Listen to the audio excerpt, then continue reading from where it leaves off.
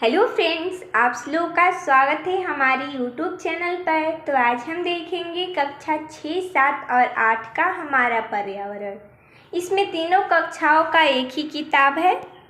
तो आज हम देखेंगे पाठ 3।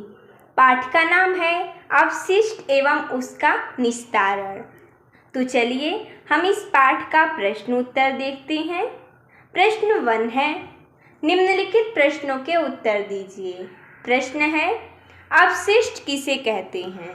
इसका उत्तर हो जाएगा मनुष्य एवं अन्य जीवों के दैनिक क्रियाकलापों के फलस्वरूप निकलने वाले अनुपयोगी पदार्थ अपशिष्ट पदार्थ कहलाते हैं।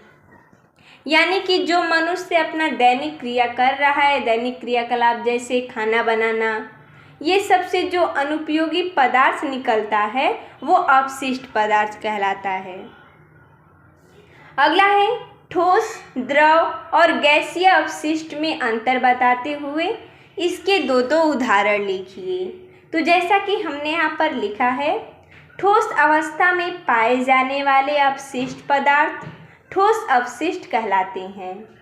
तरल रूप में पाए जाने वाले अपशिष्ट पदार्थ द्रव अपशिष्ट कहलाते हैं। गैस या धुआं के रूप में पाए जाने वाले अपशिष्ट पदार्थ गैसीय अपशिष्ट कहलाते हैं। यानी कि जो पदार्थ ठोस अवस्था में पाया जाता है वो ठोस अपशिष्ट कहलाता है, और जो तरल रूप में पाया जाता है वो द्रव अपशिष्ट कहलाता है। और बोला गया है गैसीय, तो जो गैस या धुएं के रूप में पाया जाता है उसे हम गैसीय अपशिष्ट कहते हैं। हमने यहाँ पर उदाहरण लिया है दो। फल सब्जियों के छिलके, प्लास्टिक के टुकड़े आदि ठोस अपशिष्ट हैं।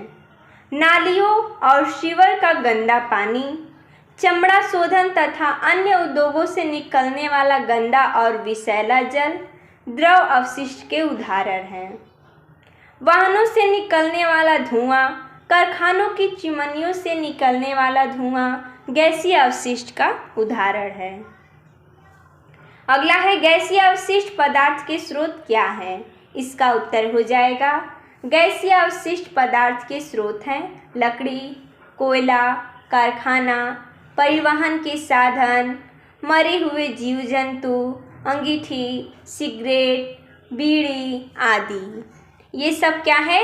गैसीय अपशिष्ट पदार्थ हैं और उनके स्रोत हैं।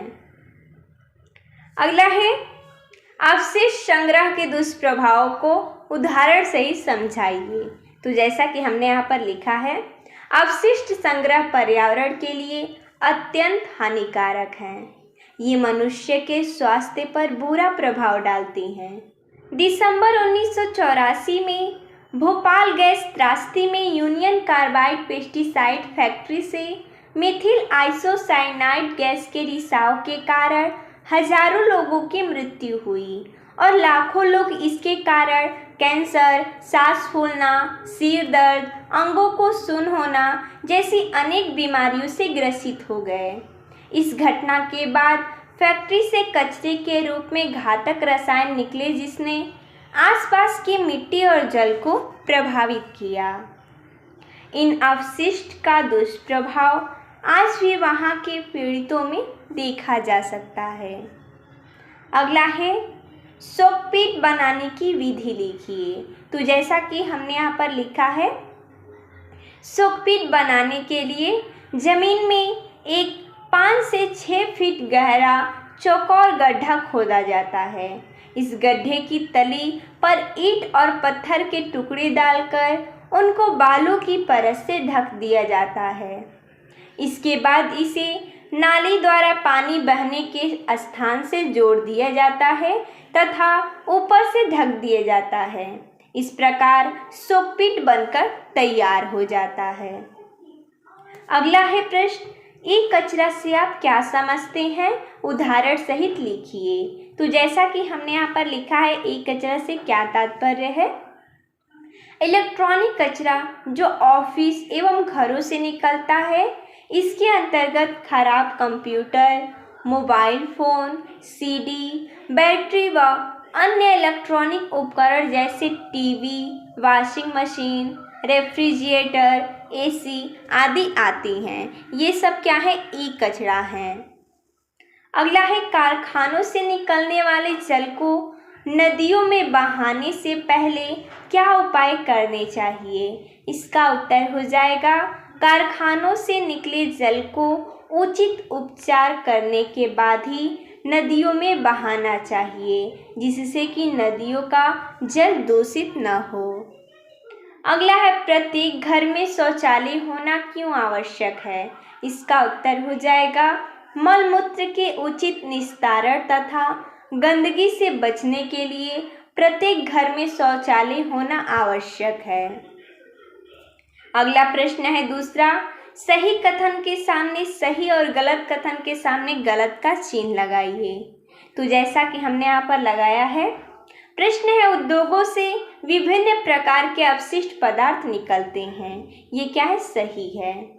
अगला है अपशिष्ट पदार्थों से हमारा पर्यावरण दूषित होता है। ये भी क्या है? सही प्रश्न है। अगला है अपशिष्ट पदार्थ ठोस, द्रव और गैस के रूप में होते हैं। ये भी सही प्रश्न है, क्योंकि अपशिष्ट पदार्थ जो है वो ठोस रहेगा, नहीं तो द्रव रहेगा, नहीं तो गैस रहेगा। ये तीनों अवस्थाओं में हो सकता है, इसलिए सही है। अगला है घरेलू कूड़े कचरे का निस्तारण आज प्रदूषण की समस्या नहीं है। ये गलत है, क्योंकि बोला है नहीं है, क्योंकि समस्या है, इसलिए गलत है। अगला है प्लास्टिक एवं पॉलीथीन आसानी से सड़ती हैं। ये गलत है, क्योंकि प्लास्टिक एवं पॉलीथीन ये आसानी से नहीं सड़ता है। अगला प्रश्न है तीसरा, सही मिलान कीजिए। दिया गया है बायोगैस, मिलान कर देंगे हम जैविक अपशिष्ट से। कंपोस्ट खाद, जो कि फलों और सब्जियों के छिलके होते हैं और सूखी पत्तियां होती हैं। गैसीय अपशिष्ट, ये क्या है? धुआं हो गया जैसे में। जल निकास तंत्र में बाधा क्या होती है? पॉलीथीन। और अपशिष्टों से पुनः उपयोगी सामान बनाना क्या कहते हैं? पुनः चक्रण। तो देखिए दोस्तों, जैसा कि हमने इस वीडियो में इस पाठ के प्रश्नोत्तर को देखा, तो मिलते हैं तब तक के लिए धन्यवाद दोस्तों।